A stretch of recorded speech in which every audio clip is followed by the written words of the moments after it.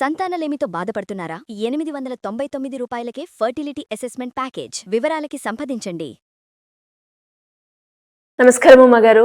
నమస్తే అమ్మా. 2026 సంవత్సరంలో ధనుసు రాశి వారికి జనవరి 1 నుంచి డిసెంబర్ 2 వరకు ఏ విధంగా ఉంటుంది?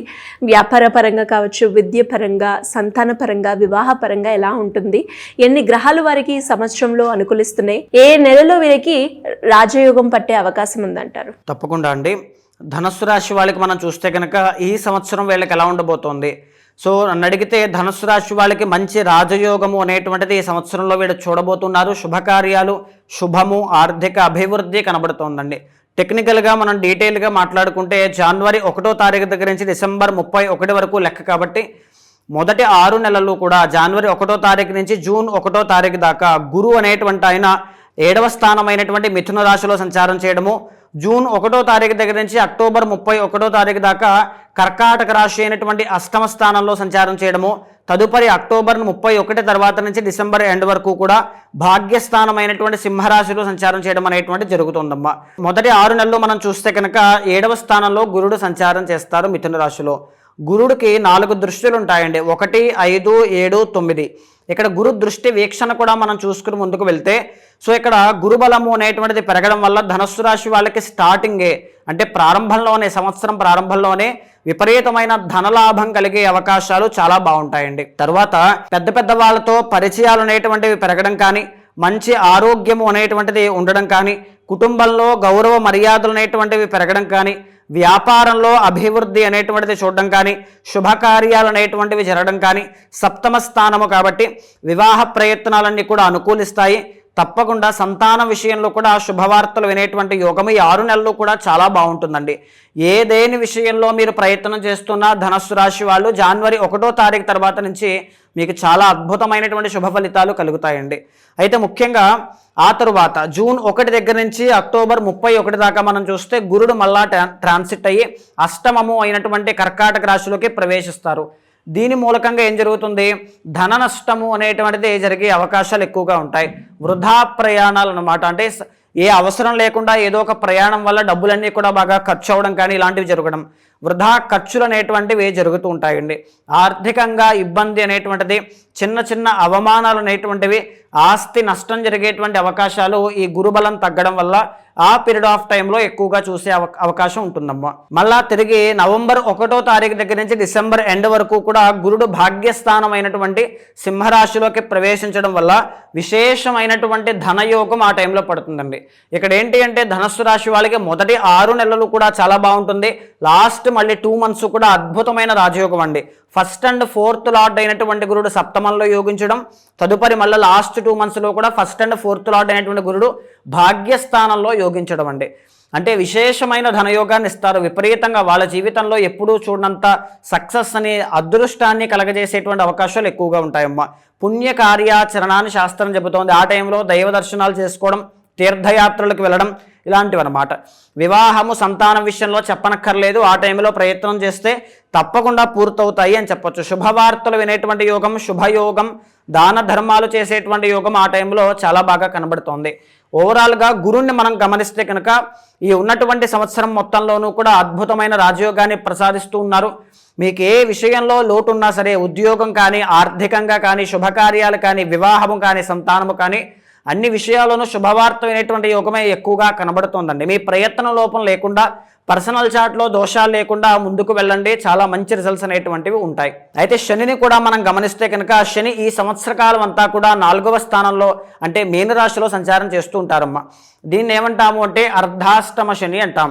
అర్ధాష్టమస్య కార్యహాని అని శాస్త్రం చెబుతోంది. అంటే ఒక పని అనుకున్నప్పుడు ఆ రోజునే పూర్తి చేసే ప్రయత్నం చేయాలి తప్ప వాయిదాలు వేయకుండా ముందుకు వెళ్ళండి. లేకపోతే నిర్లక్ష్యం వల్ల, బద్ధకం వల్ల, సోమరితనం వల్ల, దేనివల్ల మీరు వాయిదా వేసినా ఆ పని పూర్తి అవ్వకుండా మధ్యలో ఆగిపోతుంది. దానివల్ల ధన నష్టం జరిగేటువంటి అవకాశాలు ఎక్కువగా ఉంటాయి. మీ అమ్మగారికి, ఈ ధనుస్సు రాశి వాళ్ళ యొక్క తల్లికి అనారోగ్య సమస్యలు వచ్చేటువంటి అవకాశం ఎక్కువగా ఉంటుంది. సో ఈ విషయంలో కొంచెం జాగ్రత్తగా ఈ సంవత్సరం ఉండాలమ్మా. తర్వాత మనం చూస్తే రాహు కేతులు అనేటువంటి 2 గ్రహాలని మనం గమనిస్తే అండి, రాహు అనేటువంటి ఆయన నవంబర్ 25వ తారీఖు వరకు కూడా వీళ్ళకి అనుకూలిస్తూ ఉన్నారండి. ఎందుకంటే ధనస్సు, మకరము, కుంభము, కుంభరాశిలో ఉన్నంత కాలము రాహు అనుకూలిస్తారమ్మా. దీనివల్ల ఎదగాలి అనేటువంటి తాపత్రయానికి, కృషికి తగినటువంటి ప్రతిఫలాన్ని తప్పకుండా అనుభవిస్తారు. తర్వాత సిబ్లింగ్స్ వల్ల, అంటే తోడబుట్టిన వాళ్ళ వల్ల బాగా ఏదైనా కలిసి రావడం లాంటివి నవంబర్ 25వ తారీఖు వరకు చాలా బాగుంటాయండి. నవంబర్ 25 తర్వాత రాహు అనేటువంటి ఆయన 2వ స్థానంలోకి ఎంటర్ అవుతారు. దీనివల్ల ఏంటి అంటే విపరీతమైనటువంటి ఖర్చులు సంవత్సరం చివరిలో చూసే అవకాశాలు ఎక్కువగా ఉంటాయి. కేతు మాత్రం ఈ సంవత్సరాంతము కూడా వీళ్ళకి అనుకూలంగా లేరండి. దీనివల్ల స్టేబిలిటీ అనేటువంటిది ఉండదు, ప్రశాంతత అనేటువంటిది కాస్త తక్కువగా ఉంటుంది, మానసిక ఒత్తిడి చూసే అవకాశాలు ఎక్కువగా ఉంటాయి, సంతృప్తికరమైనటువంటి జీవితాన్ని గడపలేక కంగారుగా, డబ్బు వచ్చినా సరే, అదృష్టం పట్టినా సరే ఖాళీ లేక కంగారు పడుతూ జీవితంలో గందరగోళమైన పరిస్థితులు కనబడే అవకాశం, పీస్ ఆఫ్ మైండ్ అనేటువంటిది తక్కువగా ఉండడం, ఇలాంటివి చూసే అవకాశాలు ఎక్కువగా ఉంటాయమ్మా. వీరికి ఏ నెలలో రాజయోగం పట్టే అవకాశం ఉందంటారు? రవి అనేటువంటి ప్లానెట్ అనుకూలించడం వల్ల కొన్ని మాసాల్లో ప్రతి ఒక్కరికి కూడా రాజయోగాన్ని కలగజేస్తుంటారండి. అంటే ఉన్నటువంటి స్థితి నుంచి ఉన్నతమైనటువంటి స్థితికి వెళ్ళడానికి రవి సహకరిస్తూ ఉంటారమ్మా. అయితే ప్రధానంగా మనం గమనిస్తే ఫిబ్రవరి 17వ తారీఖు దగ్గర నుంచి మార్చి 17 దాకా రవి 3వ స్థానంలోకి ఎంటర్ అవ్వడం వల్ల పనులన్నీ కూడా సానుకూలంగా పూర్తవడం, ఏ పని పట్టుకుంటే ఆ పనిలో విజయాన్ని, మంచి గౌరవ మర్యాదల్ని అన్ని విషయాల్లోనూ చూసేటువంటి అవకాశాలు చాలా బాగుంటాయి. మే 17వ తారీఖు దగ్గర నుంచి జూన్ 17వ తారీఖు దాకా రవి 6వ స్థానంలో ఉండడం వల్ల అనారోగ్య సమస్యల నుంచి బయటికి రావడం ఒకటి, శత్రు బాధ నుంచి బయటికి రావడం ఒకటి, కష్టపడిన దానికి గుర్తింపు అనేటువంటిది ఆ సమయంలో చూసే అవకాశాలు చాలా ఎక్కువగా ఉంటాయమ్మా. మళ్ళా తిరిగి సెప్టెంబర్ 17వ తారీఖు దగ్గర నుంచి నవంబర్ 17 దాకా దశమ, ఏకాదశ స్థానాల్లో గురుడు అనుకూలిస్తూ ఉన్నారండి. దీని మూలకంగా వృత్తి వ్యాపారాల్లోనూ ఏ విషయంలోనైనా గొప్ప రాణింపు అనేటువంటిది, అదృష్టం అనేటువంటిది, లాభాలు అనేటువంటివి పట్టే అవకాశాలు ఎక్కువగా కనబడుతున్నాయండి. ఈ ధనుసు రాశిలో వాళ్ళ వల్ల వాళ్ళ మదర్కి ప్రాబ్లం వచ్చే అవకాశం ఉంది అని చెప్పడం జరిగింది. మరి అలాంటి వాళ్ళు ఏదైనా పరిహారం చేసుకోవాలి, రెమెడీ చేసుకోవాలి అంటే ఏముంటుంది మాకు? తప్పకుండా అండి. అర్ధాష్టమ శని అనేటువంటిది నడవడం వల్ల ఏ మాతృ సంబంధిత ఇబ్బందులు అనేటువంటివి, ఐదర్ అనారోగ్యము కావచ్చు, ఆవిడకి ఏదైనా ఇబ్బంది రావడం కానీ ఏదైనా కావచ్చు, ఏ రకంగానో చూపిస్తాడు. కాబట్టి శని, కాళీమాతకి సంబంధించిన హోమము తప్పకుండా జరిపించండి. ఆ ఉన్నటువంటి గ్రహ బలాల్లో ఈ శని ఒక్కటే మీకు వెనక్కి లాగకుండా ఆయన కూడా మీకు సహకరించాలి అంటే కాళీదేవికి సంబంధించిన హోమము, ఒకవేళ శక్తి లేకపోతే కాళీ అమ్మవారికి సంబంధించిన శ్లోకాలు కానీ స్తోత్రం కానీ పారాయణ చేసుకోండి, చాలా బాగుంటుంది. ఉమ్మగారు మీరు చెప్పినట్టుగానే ఈ 2026 సంవత్సరంలో కొంతమంది ఉద్యోగం కోసం ట్రై చేస్తూ ఉంటారు, ఇంకొందరు కొత్తగా వ్యాపారం పెట్టాలి అనుకుంటారు, వివాహం గురించి, సంతానం గురించి, ఇలా రకరకాలుగా ఏదో ఒకటి చెయ్యాలి ఈ సంవత్సరంలో అయినా అనుకునే వాళ్ళు చాలా మంది ఉంటారు. అలాంటి వాళ్ళు ఎవరైనా కూడా వాళ్ళ జాతక రీత్యా కనుక మీ దగ్గరికి వచ్చి మీ అపాయింట్మెంట్ తీసుకోవాలి అనుకుంటే ఏ రకంగా మిమ్మల్ని అప్రోచ్ అయ్యే ఛాన్స్ ఉందంటారు? తప్పకుండా అండి. అలాంటి వాళ్ళు ఎవరైనా ఉంటే మీకు కింద కనిపించే నెంబర్కి కాల్ చేస్తే మా వాళ్ళు మీకు పూర్తి వివరాలు అందిస్తారు. ఇప్పుడు మనం మాట్లాడుకున్నదంతా కూడా గోచార అంశములండి. పర్సనల్ చార్ట్ అనేటువంటిది చాలా డిఫరెంట్గా ఉంటుంది. చాలామందికి వివాహం ఎప్పుడు చేసుకుంటే బాగుంటుంది, ఉద్యోగం ఎప్పుడు వస్తుంది, సంతానం విషయంలో తీసుకోవాల్సిన జాగ్రత్తలు ఏమిటి, ఆ లవ్ విషయంలో ఇబ్బందులు ఎలా తప్పించుకోవాలి, లేకపోతే డబ్బు నిలబడట్లేదు దీని నుంచి బయటికి రావాలంటే మేము ఏ జాగ్రత్తలు తీసుకోవాలి, ఎవ్రీథింగ్ ఒక గైడెన్స్ ఉంటే బాగుంటుంది అనుకుంటారు.